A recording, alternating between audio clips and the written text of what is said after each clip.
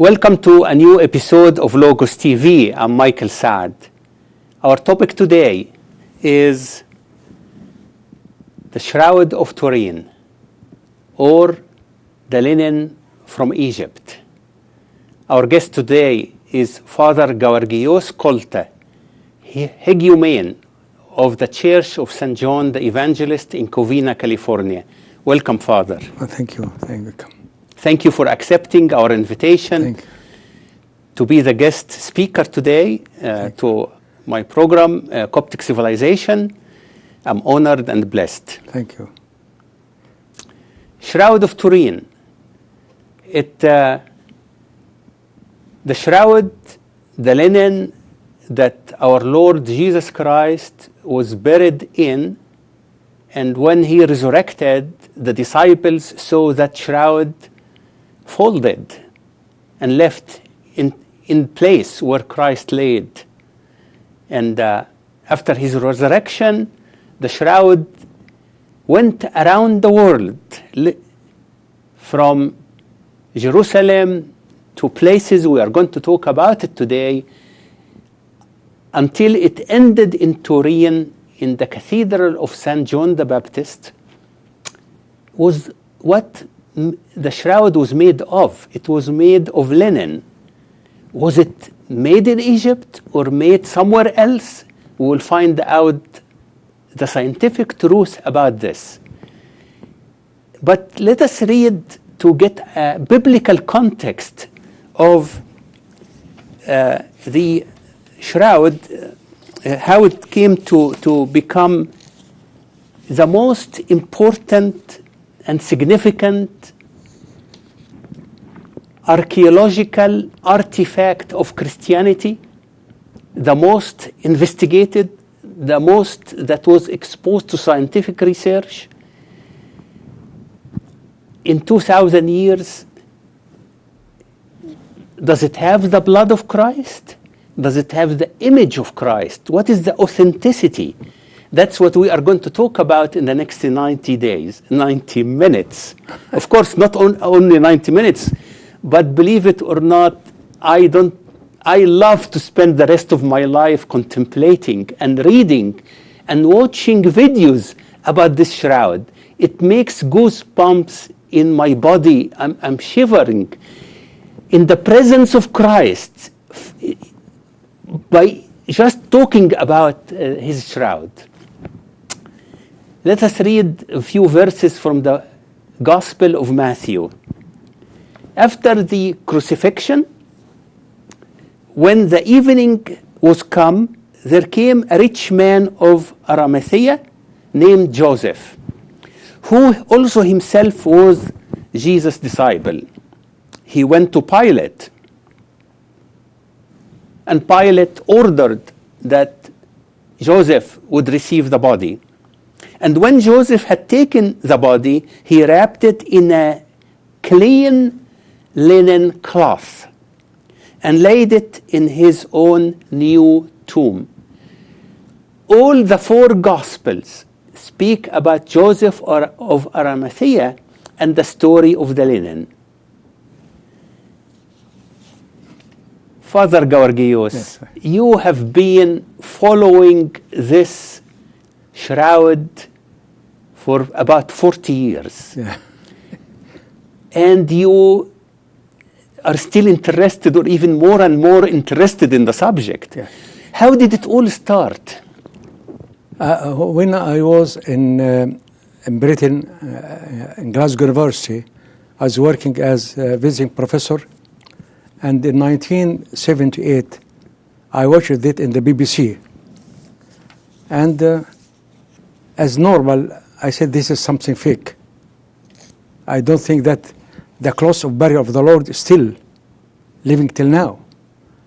And I tried to watch and all the subjects that said about it. And finally, I bought the book that was written by Ian Wilson. It was very interesting, and I read it completely, and then I translate to Arabic and publish it. And 17,000 copies were sold, and I tried to republish again. Now it is now in the market. This is why I started to read about the Shroud from that time till now. Yeah. And I tried to read Yeah. about the Shroud, all the articles that was, and I bought many books, as you see here. I bought many books about the Shroud, and I read it, and very interesting subject, and strengthened the faith of many people. Yes, wonderful. This perhaps have something to do with your education as a scientist, and you received a PhD in 1962 in the field of physical chemistry, which I guess most of the scientific research on the Shroud includes physics and chemistry. Yeah. But also your last job in the secular world, you were chair of the chemical metallurgy department at the National Research Center in Cairo, Egypt. Yes. And by the way, I also worked there. Oh. Perhaps during the period yourself was there, but only for a shorter period. I was there for 12 years, working in a different building than the chemical metallurgy department.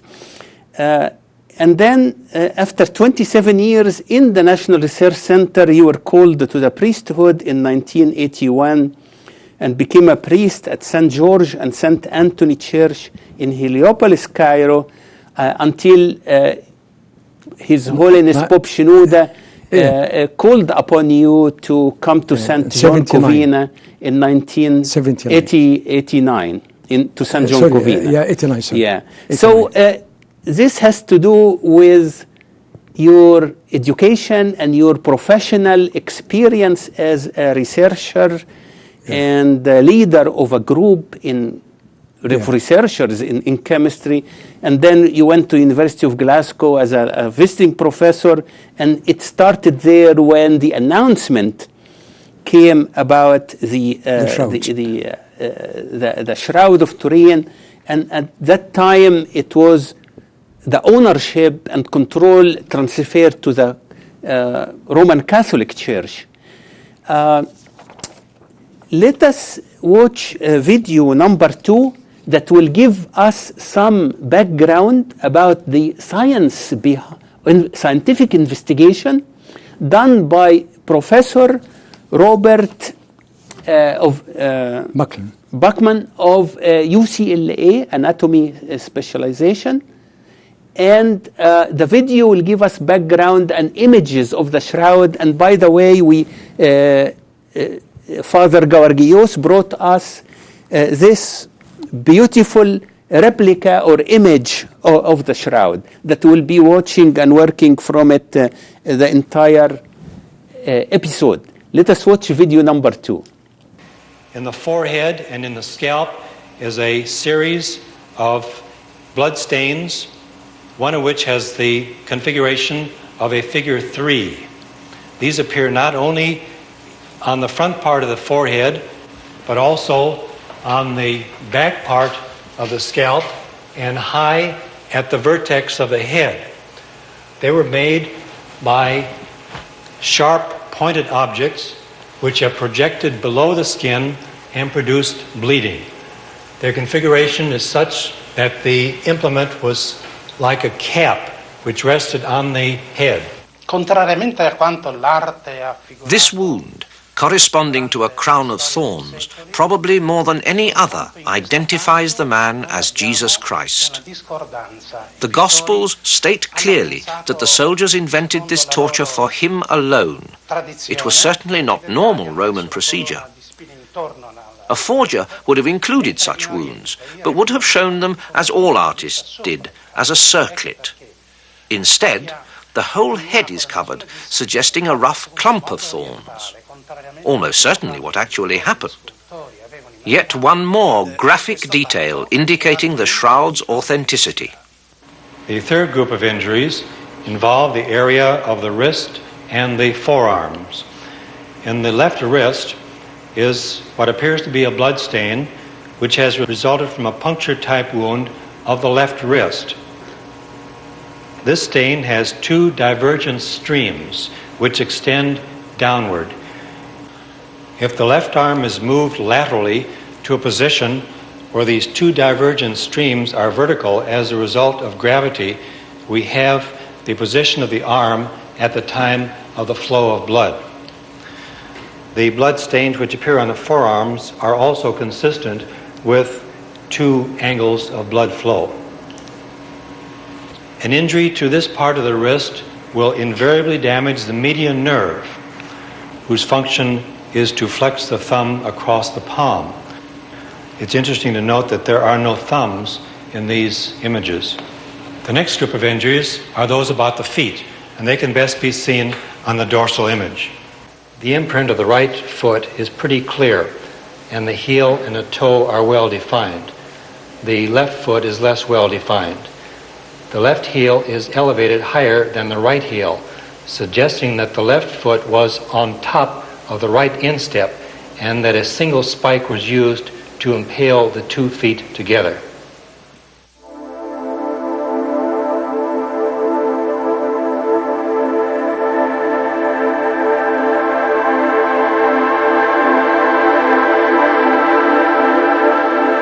Crucifixion took many different forms, each carefully designed to provide a slow, lingering death.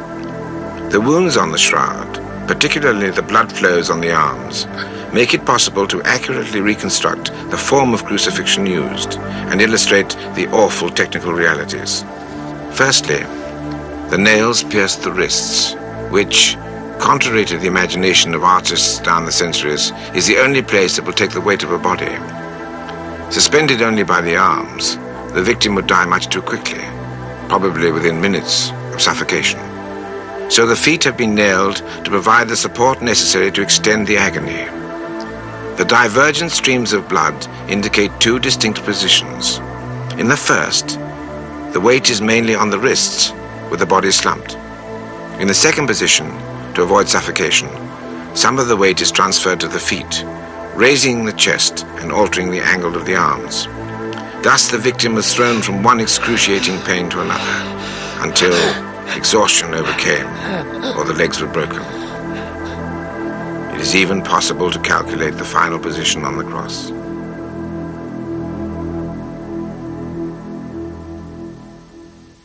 The last of the injuries is an apparent wound to the side.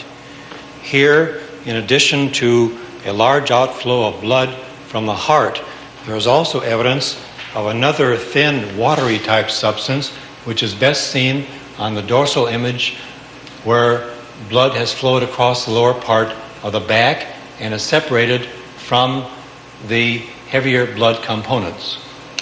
The markings on this image are so clear and so medically accurate that the pathological facts which they reflect concerning the suffering and death of the man depicted here are, in my opinion, beyond dispute. That was Professor Robert Buckland of UCLA explaining the kinds of or groups of wounds and suffering of Christ. I'm shivering. It's very impressive. Unbearable agony. Unbearable agony. What does the shroud tell us about the wounds of Christ and his suffering? Yeah. Actually, the Lord was covered with blood from head to feet. And you can find that the crown of thorns was not a ring, it was a helmet. And the veins and the arteries in the skull is too much. That's why his face was full of the blood. And you can see the blood falling everywhere, and there is a sign of number 3 in the forehead. That huge amount of blood came from him, not only from the nailing, but even from the head. And this made him couldn't stay longer on the cross. At the same time, the agony of breathing, it is unbearable that he has to push himself forward and lean a while to inhale and then to come again back.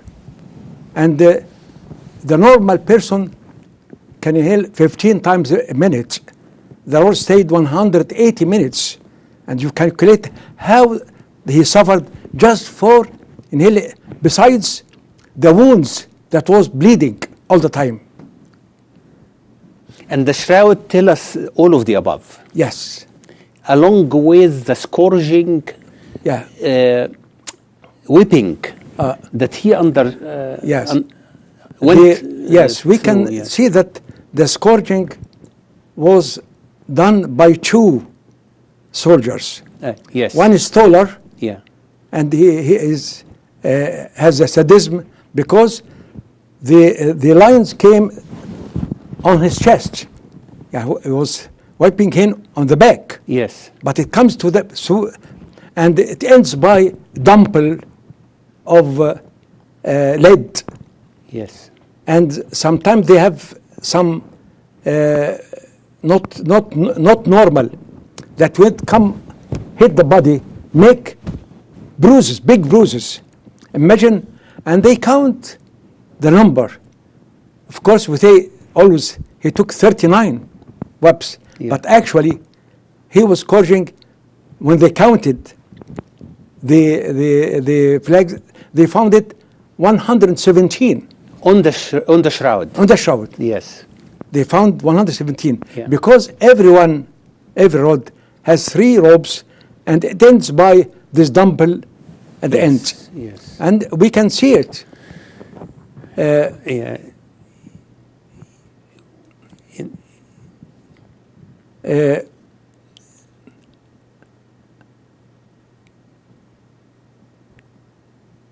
Yes, we can see it here that the shape of this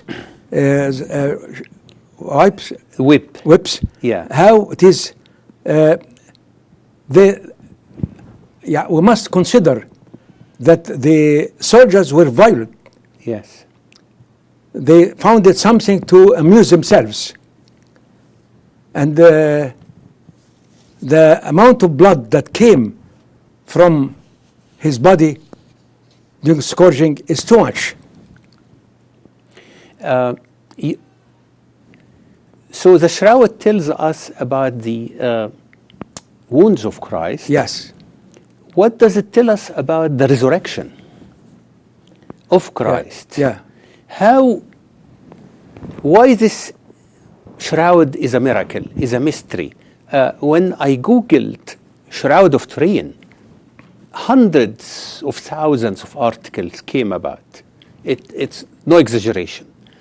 And they say, the scientists today say it's a mystery. We cannot replicate it. What does it mean? Why they cannot replicate it? Actually, everything in the shroud is marvelous and not expected at all. That all these wounds are found in the shroud. All the wounds. Yani, you can imagine another miracle. When they pushed the spear in his body, on the right side, of course, when somebody is dead, the pump, the heart, is not working. Yeah. Why blood came out? It came out because it touched a vein, it's called superior vena cava, the only place where blood present pressure. This miracle. The spear going through the body in that spot. Yeah, imagine if you just move it Yes. a little bit, left, right, or up, down, small, half a degree, it will not touch this vein. Yeah. Even the soldier who pushed the spear in his body, it was by the hand, direct by God. Yes. That will come to this, that water and blood came out from his sides. As the professor from UCLA showed us, the spot of the spear Yeah. in the side of the shroud, right? Yeah. All of these spots that shows on the shroud. Yeah. Where is the spear, you think, Father? This is the blood Yes. that came from this. Yeah. But And you where did- is the head of Christ? The head of Christ here, Yeah. the face, Yes. and here is the Back. back of the head. forehead. Yeah, Yeah. the back. Yeah. Because as we will see in the future pictures that we'll show soon, half the shroud was under Christ and the other half was wrapped around his head, going back the entire. So Christ occupied half of the shroud and the other half was above him. And to give you an idea about the shroud, it's about 3 meters long and 1 meter height. 4 meters 4 meters long and 1.1 meter and 1.1 meter width. width. Yeah. Width. So that can cover, half of it can cover the Yes. Christ from the top. So that's how the wounds of the back and the wounds in the front show on the shroud. And tell us, Father, about the head. Is this the negative or the positive of the shroud? This is the negative. Okay. So the shroud, that was another miracle? Yeah. How did that miracle was discovered? The man who took the first man who took picture, it was in 1892. That's perhaps the first camera to be invented. Yes. Voigtlander, it was invented, a big one. Yeah. And when he took the picture, he very new thing, very new. And he just went to develop it. Usually when he develop, he will see negative. He saw positive. And he cried. He cried with loud voice, "Now I see the face of Christ." Because, In the negative film. yeah, in the negative film. So if he develops it, he will not see it. Yeah. Wow. And when printed, Yeah. it was negative again. Wow. Yeah, it was positive in the film, Oh, yeah. and when you printed, it was negative again. Yeah. And So negative means black becomes white and yes, white becomes black. Yes. So if I am the negative of this picture of myself, I wouldn't show. Yeah. I will show either all black or all white, especially before colored cameras. Yeah. Yeah. So now we're talking about 1820 something. Yeah. When 1892. right, 1892. Yes, it was So- just they discovered photography. Right. Yeah, and they went to photograph the how- shroud. And that's why you can't say that somebody, a forger, can Yeah. do it. Yes. Because they don't know photography.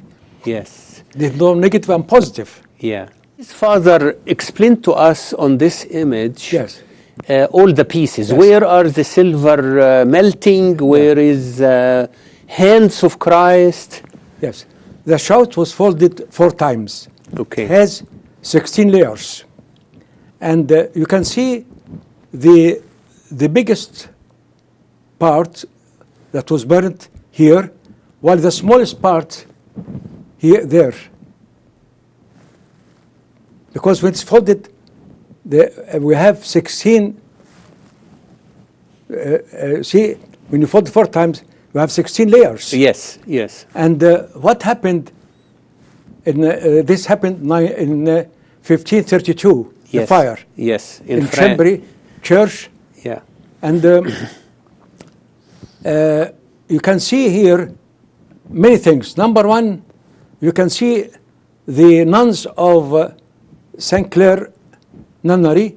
They made the repairs, these patches, in order to cover it, and the patches everywhere, because as I told you, it was 16 layers, and the image didn't burn at all. It's completely pure and perfect. Yeah. Only small things in the sides, and there are, as you see, there are lines here because it was folded. That's like the miracle of the three holy youths in the fire Yeah. in the book of Daniel. Yeah. They did not, and just the silver burning, but the linen does not burn. Yeah. It just God allowed the silver to just a witness Yeah. to the miracle. It is a print Yes. that the shroud was in this fire Yes. in the year 1532. Yes. Yes. It is a print Yes. that this shroud was present, Yeah. and not something made afterwards. Right. Oh, okay. That is a and witness of the time. Yes. Where are the hands of Christ? The The video hands of Christ showed here. So they are crossed like this. Yeah, crossed. Dr. Robert Buckland, Yes. when he saw only that the nail was here in the wrist, Yes. he knew that there are here 8 small bones. 8 small bones. Yes. And he said that how a nail, Here is a nail. Yeah. this side, the nail, Yes. how this nail, when entered here Yes. and to the other side, Yes. the bones would be broken. But it's written in the Bible, his bones weren't broken. Then he brought a new dead man with he took the hand. Recently, recent death. Yeah. Yeah. And he made an experiment and put this, and he just hit it very strong. It passed from other side. And then he tried to see. No bone was broken. This is called Stout Cavity. And he found something interesting, that this finger came like this. And that's why you can see here only 4 fingers. Yeah. Only 4 fingers. And this is the place of the nail. Because this is an anatomical or physiological Yes, product of the nail. Yeah. Yeah. There's median curve called median nerve here. The nerve makes this. Yeah. When you touch the median nerve, it will be like this. Yes. The thumb will go inside.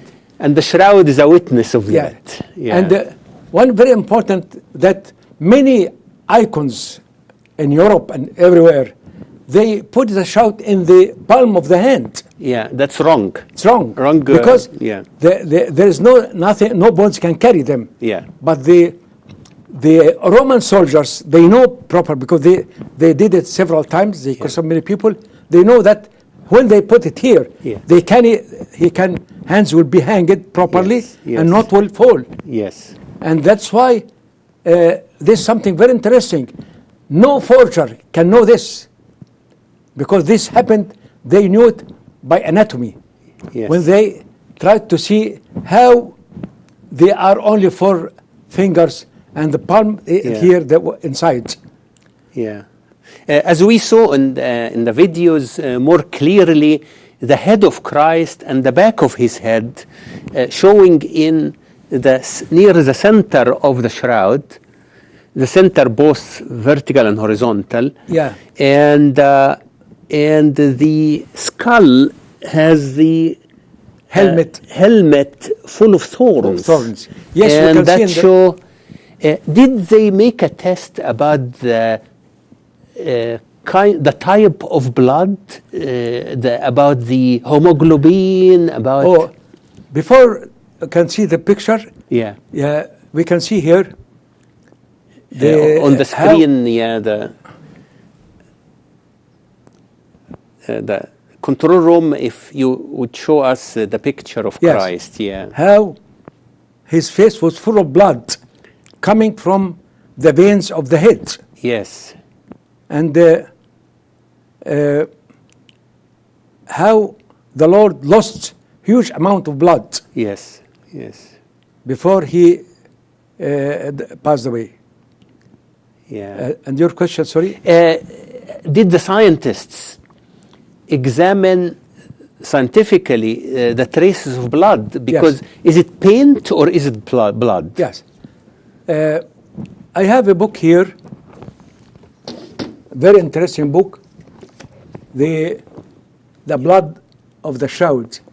The whole book is about the blood of the shroud. Yes, wow. yes. Yeah. Very interesting. Yeah. God make plans, proper plans. Yes, of Because course. Yeah. when we discovered the DNA, and this just happened 10 or 15 years ago, Yeah. they used the same equipment for the blood of Christ. And they found that he is the blood of a man, and the type of the blood is AB. It's not paint by a forger. No, it contains hemoglobin. Yes. Yes. There is no dyes or pigments at all in the shroud. Yeah. And So it's a shroud of a real injured person. yes, Severely injured, severely tortured. yeah, And the blood is a witness Yes. to that.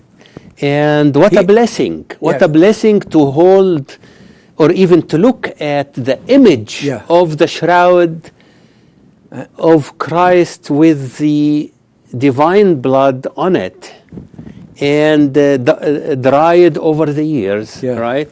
And it's type AB. yeah. And Yeah. wow. What other scientific explanations you yourself you met one of those scientists, didn't you? Yeah, you see, Uh-huh. very interesting to see that two soldiers were whipping the Lord, Yes. one from the right, one the left, Yes. and they were very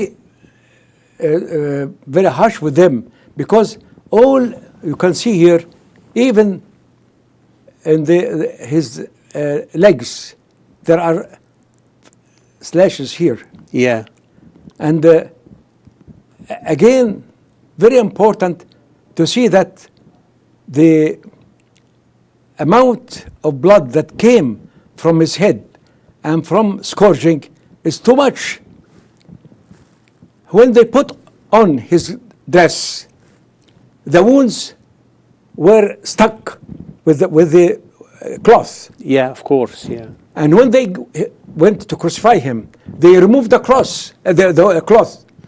And imagine when you have any wound and just dry with the cloth, and you removed it, start bleeding again. Yes.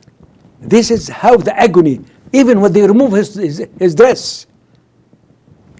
I can imagine, even if Christ was not crucified, he would have died out of scourging. Yes. Because 39 scourges, Yeah. whips, Yeah. and each whip has 3 metal or bones snatching from Yeah, his yeah. skin, Yeah. and all of that blood draining, he would have died anyway Yeah. without the cross. Yeah. Imagine the pain of the cross and the humiliation of the cross and the carrying the cross. My goodness, that's and the shroud is just another witness of all of the above, material witness. Yeah. Yeah. And very important that there is 2 scientists, John and Eric. John Jackson and Eric Jumper. Yes. And John Jackson, they used very sophisticated equipments that used in the satellites. Space science. Yeah. Yeah. And they discovered that the figure on the shroud is 3-dimensional. Wow. Not a flat. No. And you can see it here. Yeah. You can see it here. The face is 3-dimensional.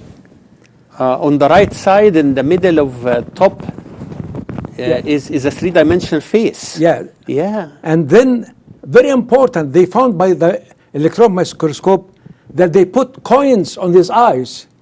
And you can see the coins here. 2 coins. Is that on a the eyes. Jewish This is habit? Jewish Custom? tradition. Yeah. To close the eyes by coins. Yes. And one of the experts tried to know how this was minted. And he found that is written Pontius Pilate. And this was in 32, in the year 32, an evidence to the certainty of the shroud. Yeah. That they found these coins on the ice. Yes, the image of the coins. Yes. You met John Jackson, didn't you? Yes. How Actually, did that happen? Yeah. A priest of Colorado, he asked me, can I take a vacation and to go away and you can take my place? I told him, okay, I'll go. For one Sunday. Yeah, one Sunday. Yeah. And Saturday evening, I prayed the Vesper, and I met one of our friends from our church in Heliopolis, Dr. Yusuf Kamel, and he invited me to spend the night with him. And which year was that approximately? 1990 or 91. Okay. Okay. And I told him about the book that I published about the shroud. And he said, oh, my neighbor is John Jackson. I thought, please come call him now. I want to discuss with him important points. And John Jackson came, and I spoke about the shroud, and I read everything, and I told him that I watched his book. He made a book, Silent Witness. The book is called Silent Witness, and it is now in video. So, Silent Witness. Silent Witness, that's a video. Yeah. That I can buy, say, from DVD, Amazon.com. Yes. Very clear. Yeah. He said everything about it. Beautiful. And yeah. I asked him, as a chemist, I want to ask you, how the image was formed in the shroud? How? Especially that it is negative. Yeah. Not like a camera photographing me. Yeah. I asked him how this happened. Yeah. And he told me, do you want it scientifically or from a religious point of view? I told him both. He told me, scientifically, there is no any science to tell us that something print an image like this at all. Impossible.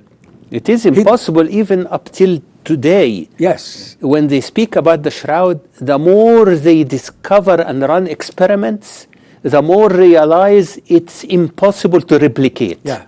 Even with the most modern technology. Yes, exactly. Yeah. Yeah. So And, he told you that personally. Impossible. Yeah. Because in order to print such image, Yeah. it must be certain type of emission, like the gamma rays of the atomic bomb. Yeah. And it will be in part of a second, because it was stronger, it will burn the cloth. Yes. It is part of second Yes. that printed this image. But how this rays came out from Jesus Christ? And he told me, now speak religiously, from the religious point of view, this is, he told me that, I believe this happened in that day, in that time, or the moment of his resurrection. The moment of his resurrection, a certain rays, not ultraviolet, not X-ray, nothing. Not Certain- visible light, not infrared. Nothing at all yeah. can do this. Yeah. And he said, this is evidence for the resurrection of the Lord. Not only crucifixion, but also his resurrection. Resurrection. That yeah. That there is certain light, certain rays. Burst. Yes. Burst, yeah. Burst. And I said, I believe that it happened in the moment of his resurrection. Strong burst of energy in terms of some wavelength, like gamma rays, that would imprint on the shroud the negative of the face of Christ, which is a miracle and a mystery by itself. And I read that they cannot replicate it now at all. They need, theoretically, they need huge amount of energy. in a very short period of time, like 1/100th of thousandth of the second, like a fraction, a very small, insignificant fraction of the second, but huge amount, billions of watts of energy. That's what the scientists realized that. And you met one of the scientists who discovered that. Yeah. If you allow us, Abuna, to watch video number 4 to see Professor John Jackson at the University of Colorado in Colorado Springs, who spent a good amount of his career investigating the shroud. Exactly, yes. Let us watch video number 4, part of it. I thought that perhaps some of this technology could be applied to the shroud. So then when I was in Albuquerque, I started a rather modest attempt at this, and at that time I met Eric Jumper. Well, the meeting that John refers to is about 3.5 years ago, and since that time we've made many interesting discoveries about the shroud. Right now we'd like to show you what we feel is one of the most interesting, and it involves the use of this machine. And we'd like to tell you exactly how it works. We already have 2 filters of different density lined up under the television camera that you see here. The television signal is then fed into our equipment, and you can see the filters displayed on our TV monitor. And of course what you see are 2 squares of different shades of darkness. The television signal is processed by a VP8 image analyzer, which has the ability to translate the image patterns as adjustable levels of vertical relief on this monitor. Now watch what happens as I raise the relief. As you can see, the image intensity patterns are plotted as vertical relief in proportion to the amount of darkness that you see over here. I can also rotate the image and view it from various angles. Now, before we put a picture of the shroud under the camera, let me show you something. I have here an ordinary photograph of myself in mess dress, one which I'm sure my mother would be very proud of. And I'm going to put this under the camera. Now, John is adjusting the gain in exactly the same way as he did with the squares. I'm sure you'll agree that even my mother would have trouble recognizing me there. Now, the reason for this is very simple. A normal photograph records only variations in light and does not record information about the distance the camera was from the subject. Now we'll put a picture of the shroud under the camera.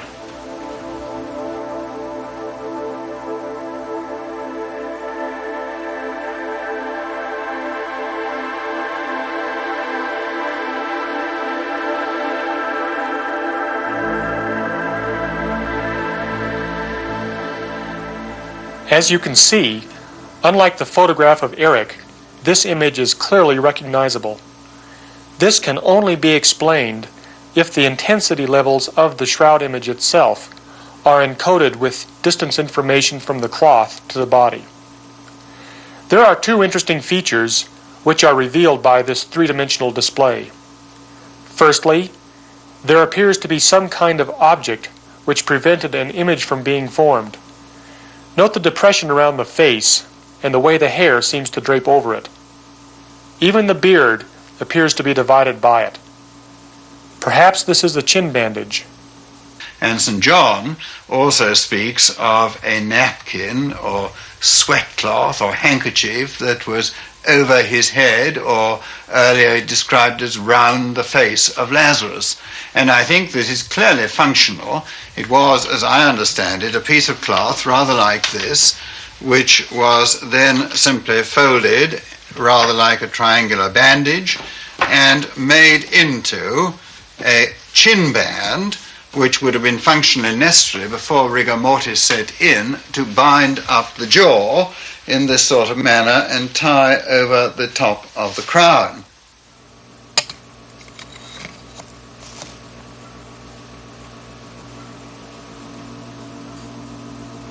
What we're now looking at is an image of the full body. We have an image of the front and one of the back. Of course, these are the burn marks, but what we're really interested in is the image between them. we see the head, the pectorals of the chest, the two arms, and the legs with one knee slightly raised. What's interesting is that the knee is not raised well above the chest or the head, but looks like it's in the correct dimensions. We see that the back also has the same characteristics, and we can even see a bit of roundedness in the calf.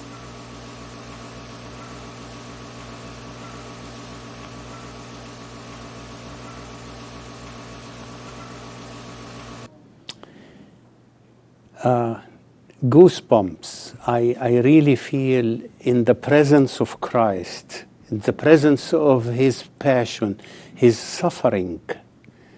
And here science meets faith, or faith and science are hand in hand.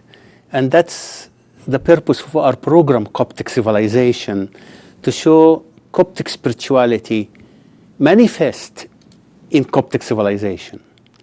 And how this Shroud of Turin became a source of encouragement for faith when scientists are puzzled in front of this mystery, like we are puzzled in front of the mystery of the universe, the trillion stars, how the solar system works, how life exists on planet Earth.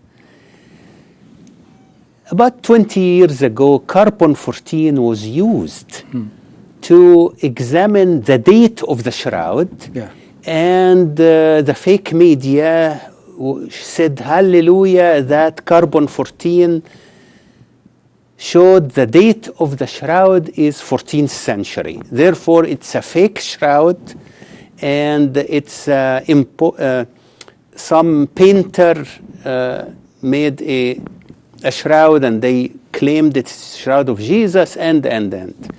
Is that still the story ongoing? Yes, when many people believe that this is the real shroud, they asked the Vatican to take small sample to see the lifetime of the cloth. And this is well known by carbon-14. This is well known by carbon-14. Yeah, it is another shab about carbon-14. You know, carbon is 12, but when it's carbon-14, it's isotope of carbon. And by time, the isotope disintegrates to carbon-12 and leaving two neutrons coming out. And these two neutrons you can measure by mass spectroscopy. Mass spectroscopy can see the amount of emission. All the creatures, they take carbon-14. First, it comes through carbon dioxide that was taken by the plants, and we eat the plants, and the animal eat the plants, and then carbon-14 came to our body. And of course, it stays in our body as soon as we are living. When the things are dead, the carbon-14 try to decreases gradually from carbon-14 to carbon-12 with two neutrons emission, and you can know the date of the cloth, of the paper, of the or even the plant. You can know the date exactly by this mass spectroscopy.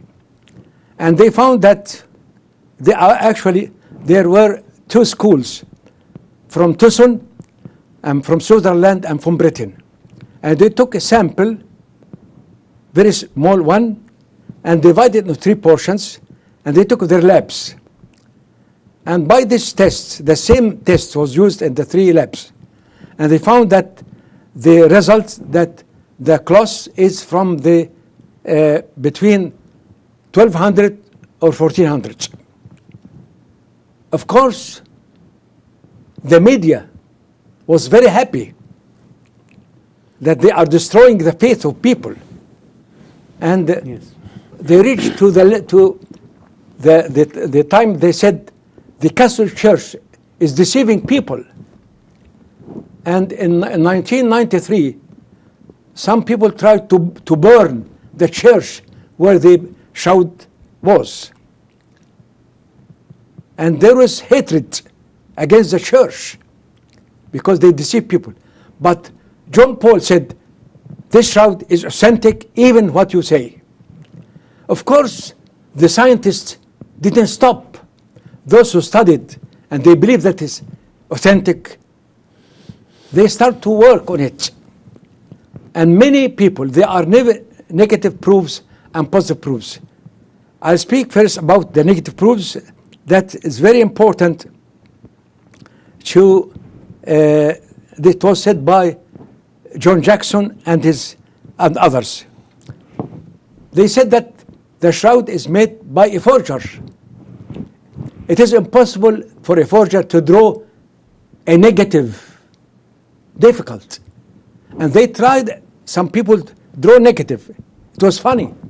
Funny. Yeah. This number two, the art of photography appeared in the 19th century, the last years of 19th century. How I can draw negative or positive. Number three, they found there are Egyptian fibers, cotton fibers. And the cotton was known in Egypt. And most countries, they bought linen from Egypt. And it is written in the Bible here,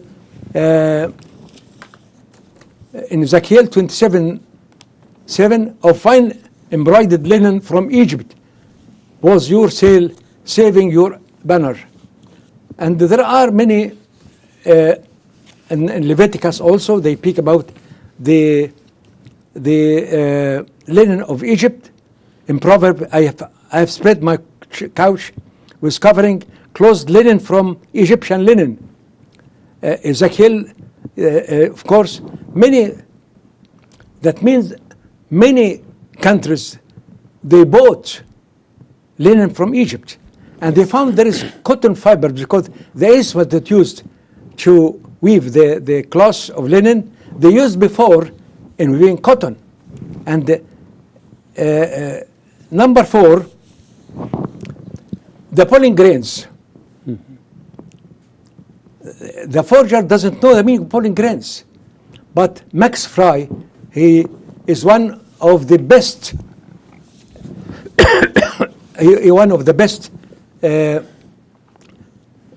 physicians. He went and took 16 Scottish tapes and touched the shroud and said, leave it for me. And he went to his lab in Switzerland. Max Fry was one of the best forensic medical people. And he examined the pollen grains and he went make trips to Jerusalem, to Turkey, to Greece, to France, and he found that there are 26 types of plants. Their pollen grains are in the shroud. And from this study, he made the route of the shroud from Jerusalem to Edessa, to Constantinople, to France, to Italy. From the pollen grains, the forger couldn't know the meaning of pollen grains in that time, Middle Age. Then also they found powder of aloe and myrrh powder that was used, material used during burying people. This is Jewish, Egyptian and Jewish. And Jewish. Yeah. The burial powder cover the body, and they found by the microscope this materials, the aloe and the myrrh, and also they found particles of calcium carbonate dust in the shroud, and this is only present in the caves of Jerusalem.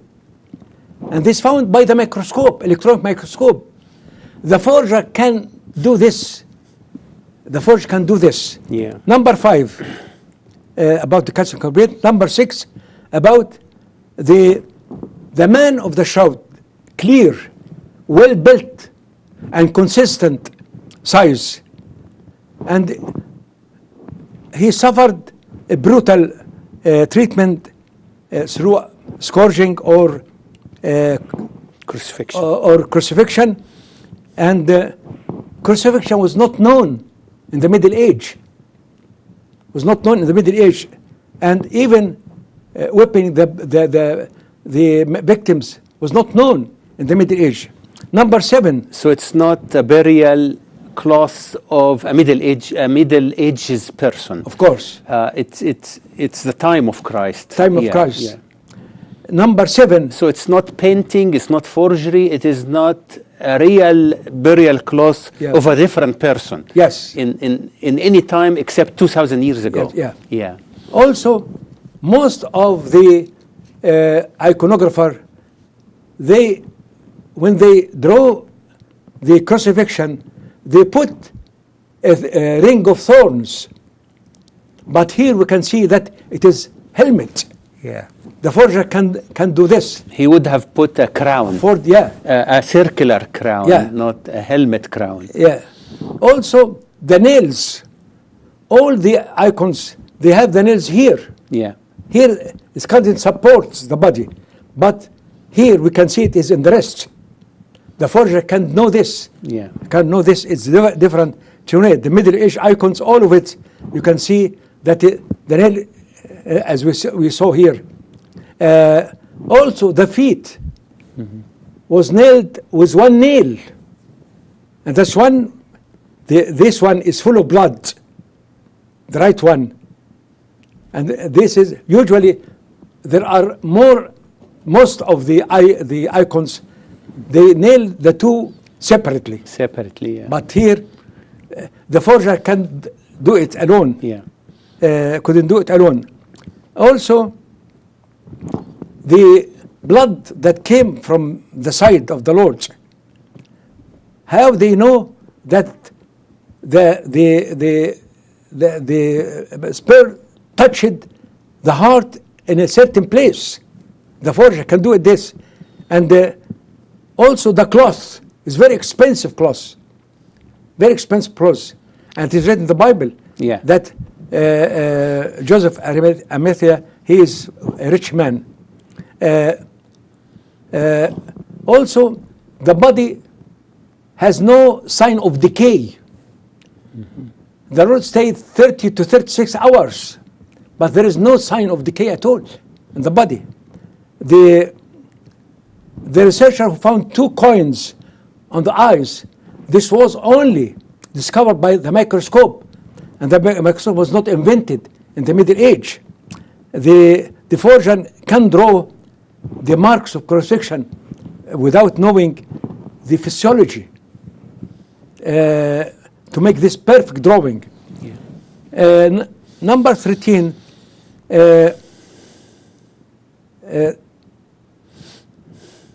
they found the feet has some dust. That means he wore barefoot.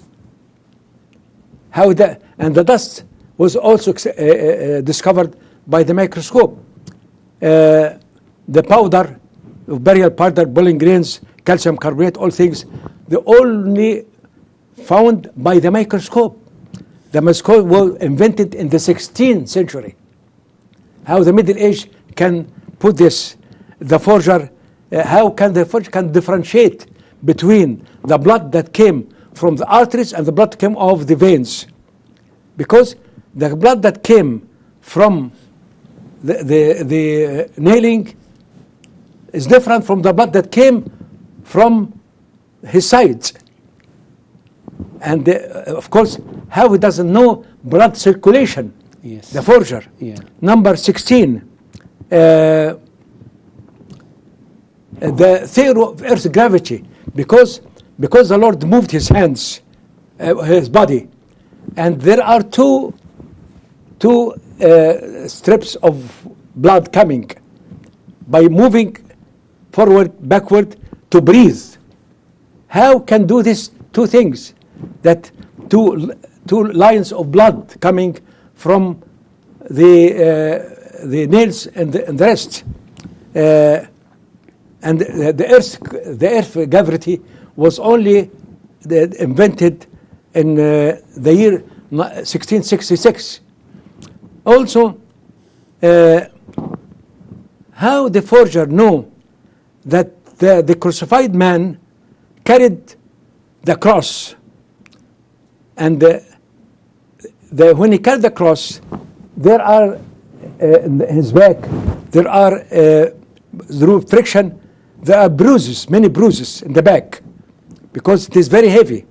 They said it's about 180 pounds. Just the horizontal beam. Yeah. And when he fell on the ground, and there are also bruises in the feet and the knees. How he knew this? Again, how can the forger can hide the thumb? This is something just new in the 20th century. Number 19. If there is a man that can make this, he will be a Superman. And how a man like this is not known? Huh? Yeah. Is not known, well-known person. Yes. Number 20. How can we ignore the historical records about how the shroud moved from Jerusalem to Edessa to Constantinople to France and to Italy by the Polyngrains, the researcher, Right. Max Fry. Number 21, the DNA discovered just in the end of the 20th century. The DNA, he can say that this is a man, and the blood, actual blood, not paint, and the blood is AB, and is a man. And that's why by the end of this thing, the research said this is actually the resurrection of the Lord that made this image on the shroud. This is the negative. Yeah. Negative proofs. Yes. With your permission, we'll just watch a very short video showing Professor Max Fry, who studied the pollens on the shroud, and from which he discovered the route of the shroud over 2,000 years from Jerusalem to Italy. So, video number 3.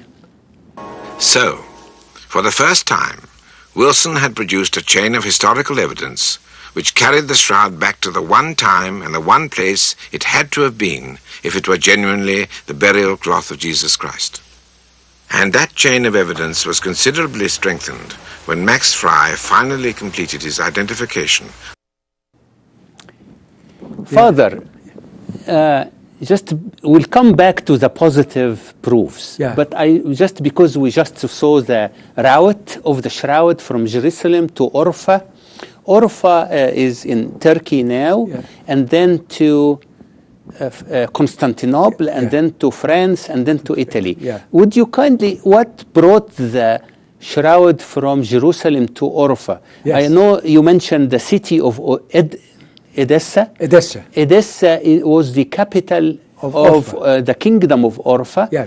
Can you tell us why it went from Jerusalem to Edessa? Actually, they found 3 letters in a box where the shroud was there in Edessa in the 6th century. What happened? King Abgar, he was the king of this area, Orpha. He had leprosy, and he heard that Jesus Christ cured many people who had leprosy. And he sent some people to ask him to come to Edessa to pray for him and heal him. Of course, the Lord didn't answer. The letter is this, number one.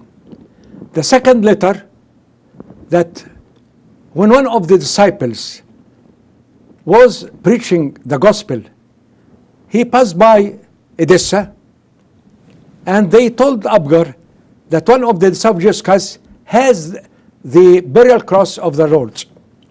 And they took him to the king.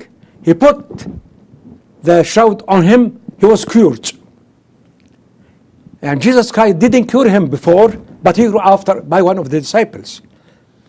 And then he wrote a third letter, the story that happened to him, and he told it to the people. What happened? The disciple disappeared. Maybe he was martyred.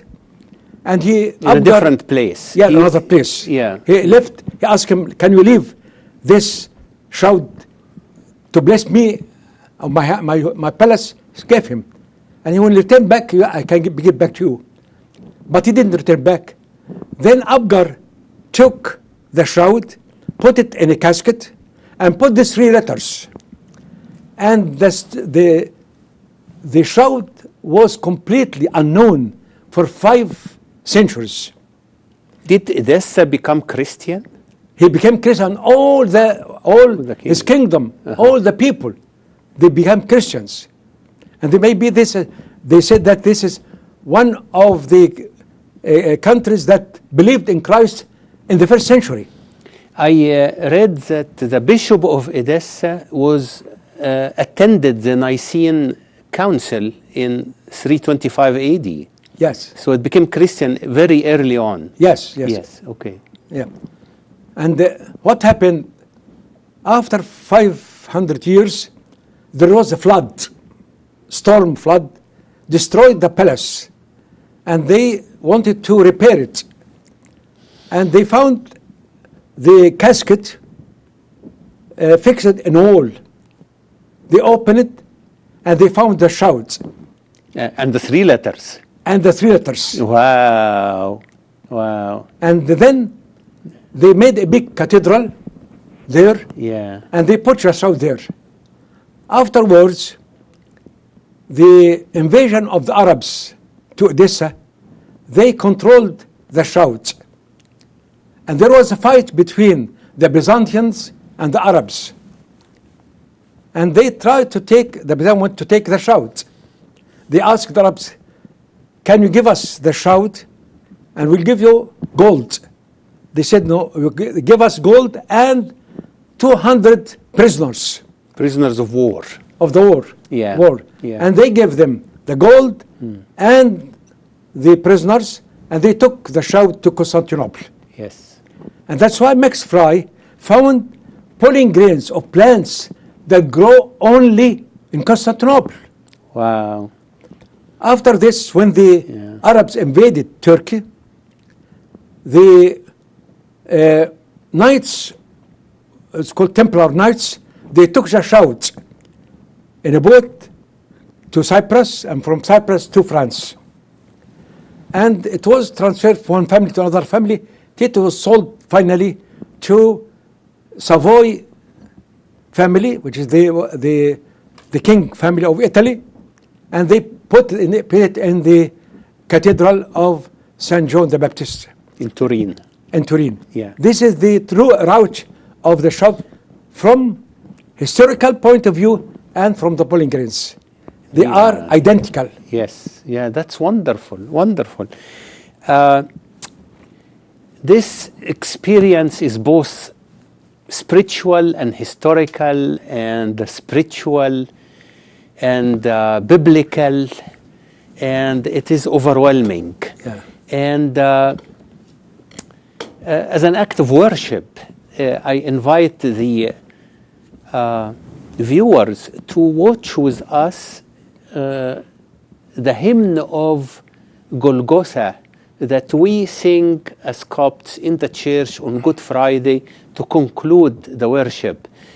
Just a small portion of it, which says, Joseph of Arimathea and Nicodemus took the body of Christ and buried it, and they sang, Holy, Holy, Holy. Let us watch video number 6, and let us consider this an opportunity of worship. The video is by St. Kirill Choir in London, led by Dr. Michael Hinain, and this particular event was in the Greek Orthodox Church and was attended by His Eminence Metropolitan Pachomius of Behyra in Egypt and the Greek Archbishop of London. Let us watch and worship together.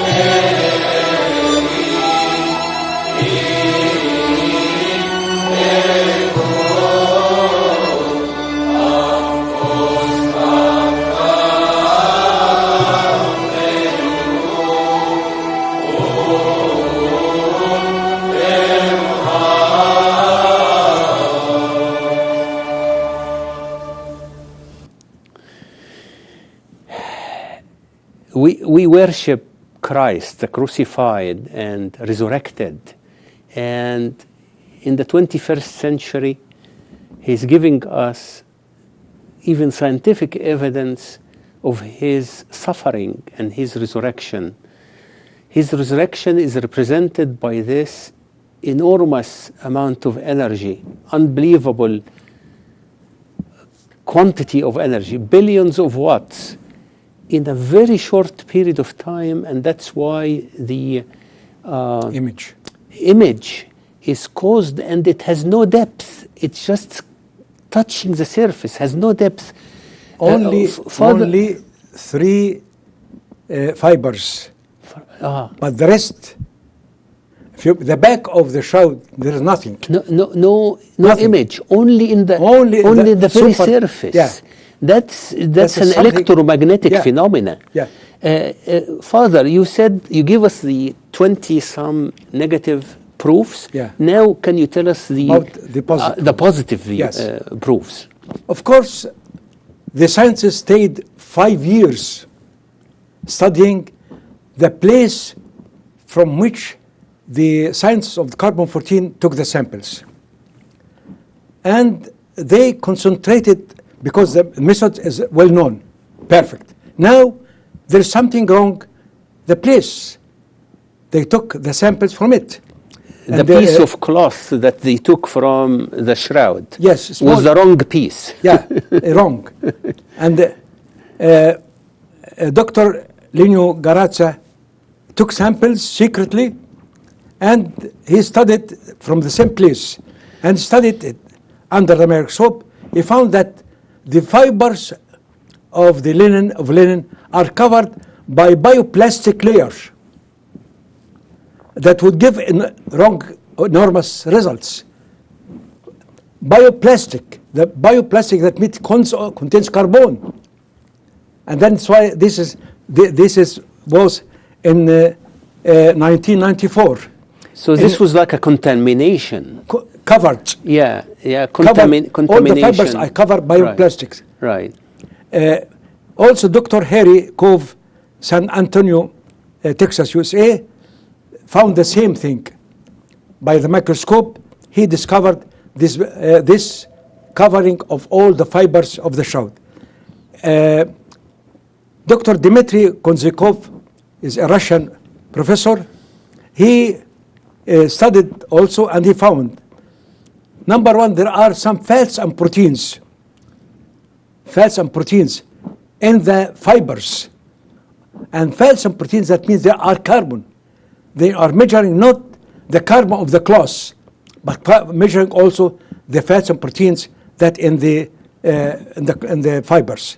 He found also that there are very fine powder of carbon, free carbon, from when they try to extinguish the fire, they use water. And you can see here, if you look here, you can see that there are here the water containing carbon, and here around here also there are water, black from the ashes from the fire of 1532. Then you are not measuring the carbon of the cloth 2,000 years. You are measuring the free carbon. Right. That was added.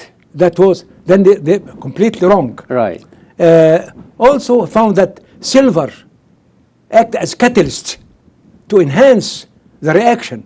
Yes. And he used the same thing. He went to Jerusalem and he took a linen cloth from the first church from En-Gadi. And he did the same thing, subjected to heat and silver, and he found that this of the first century is from the 14th century. There's something wrong. This is the Russian professor, and an American said that there is something wrong happened in the study. Also, there are many researchers who found that there are certain material, binding material, present in certain parts, and these parts were from the back patches that was done in the shrouds. Then they took from the patches, not from the shrouds. And the statue was made in the year 1532, because vanillin was present in these patches, but not present the whole shroud. And this is the problem. This is the new scientists who did mirror work. There are still, if you go to the to see Google about the shroud, still research are done day by day. I read it from Google search. As you said, so much new evidence comes every month, even 2017. Yeah. Please. And they took the face of Christ from the shroud and tried to make some things important to his face. Features. About 16 features. Right. And they removed all the swallow checks and so on, and they found it is similar to this one. Yes. This one is a famous icon. This icon is from Egypt, from St. Catherine Monastery, the 6th century. So it's the same time that shroud was discovered. Yeah. Wow. That means the iconographer looked to the face of the Lord in the shroud, and then he made this one. Yes. From the 6th century. It is from the St. Catherine Monastery. Yes. Of course, St. Catherine is an Egyptian. In Sinai. She's an Egyptian. She was Alexander martyr. Right. Definitely Coptic monks lived in that spot in the 6th century. So, I mean, Sinai was occupied by thousands of Coptic monks at the time. I wanted to, because our topic today is the Shroud of Turin, linen from Egypt. We spoke much about from the Old Testament, about the linen for Egypt, but if I want to show picture number 1, to tell you that the textile from Egypt is very important. That can we see on the this is from the tomb of Senendem and wife Linferti in the fields of Yarrow Paradise. This is in the tomb, and there is emphasis on what they are wearing in terms of plowing and harvesting of linen, and they dressed in white linen. So that's from ancient Egypt. Linen was very important in thousands of years in Egypt. If we see picture number 2, these are a book in English and the same book translated to French or vice versa by the author in 1990 about Coptic fabrics. And you see a whole book is about Coptic fabrics. That's no surprise that scientists find pollen on the shroud from Egypt. We see the next picture. When people, authors write about Coptic art, what they put on the cover of the book? Coptic textile. These 3 different books in French and in German about Coptic arts and the textile is on the page. If I may show the reader this book in my hand, it's edited by Mother Lois Farag, and the title is The Coptic Christian Heritage, History, Faith, and Culture. And there is a chapter about Coptic art, and a good part of it is about Coptic textile by Dr. Gaudat Gabra. And if you read it, you will find the importance of Coptic textile. Coptic textile was the main source of national income for more than 1,000 or 2,000 years until perhaps the year 1800. And the Copts were the farmers who planted the linen and the weavers who produced the textile. Also this book, Coptic Civilization, all of these books you can find it on Amazon.com. The editor is Dr. Gaudat Gabra, and there is a whole chapter about Egyptian textile. And there is this chapter 18 about Egyptian textiles, and there is more than 100,000 pieces of Coptic textiles in museums around the world. And don't miss these books. You can buy it for yourself or give it as a gift to your children, your cousins, your parents, to read these fantastic books. That Coptic textile is only one chapter in this book, but it shows us that Joseph of Arimathea bought Egyptian textile linen cloth to bury Christ. And what an honor for us Copts to present to Christ a comforting cloth, a comforter on his death, and in the person of Joseph of Arimathea, who as a rich person donated his tomb and donated the cloth. Father, please give us a concluding remark about this wonderful episode about the Shroud of Turin, the Shroud of Christ's burial, the Christ burial clothing or cloth, and the shroud that is from Egypt. Yeah. Actually, I want to say that the research in the 20th century and 21st century made many people who were non-believers knew about Christ, about his crucifixion and his resurrection. And there are many books now. Many scientists and many archaeologists, they believed that the Lord took our body, was crucified, and resurrected. And that's why I say that the research can be used to help the people to believe. But the Lord said it, blessed are those who believe without seeing. But very important to tell you that Ian Wilson, one of the writers about the shroud, he was non-believer. And after the research that was in 1978, he said, I am now a Catholic believer. How many people like this, when they read the research and what was done? I want to say that the Lord used the proper time when the science can use the best or the top of equipments to be evidence for his crucifixion and resurrection. That people can stay silent when they see it. And one of the most important videos is made by John Jackson, the Silent Witness.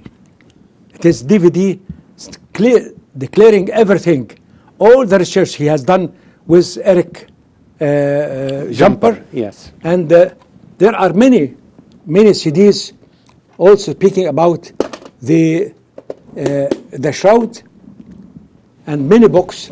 And you can, the man of the pain, the Holy Shroud, all these books, you can find it. And if you want to read more, I can tell you something about 400 pages in the book of the Shroud of Turin that I published more than 35 years ago. Are you updating it with new evidences? Yes, I'm doing now the second part, the research that was between 1978 till 2016. Yeah. We have been blessed by your appearance with us, Father Gawargious, and it has been quite an honor and a blessing for me and for Coptic Civilization program, showing us the interaction and between science and faith, between civilization and worship and spirituality. We are grateful. Thank you. And our viewers, if you like this program and Coptic Civilization and other programs on Logos TV, and you wanted Logos TV to continue its mission in the world, in both Arabic and in English, please consider donating to Logos TV. Call the number on the screen and make a donation using Visa card, or go to the website also on the screen, logoschannel.com, and there you can donate using Visa card. Make a monthly subscription for Logos TV. If you call now, Logos TV will take your name and give them your address, and we will send you this book, Coptic Icons, and it is in English, and we'll send it to you for any donation you may send. Any donation you make, you will receive this book in the mail. It's a collection of Coptic icons and small description under the icons. These are all historical icons from all over Egypt. And it's printed in good color, printed in Egypt. A very nice color, as you see.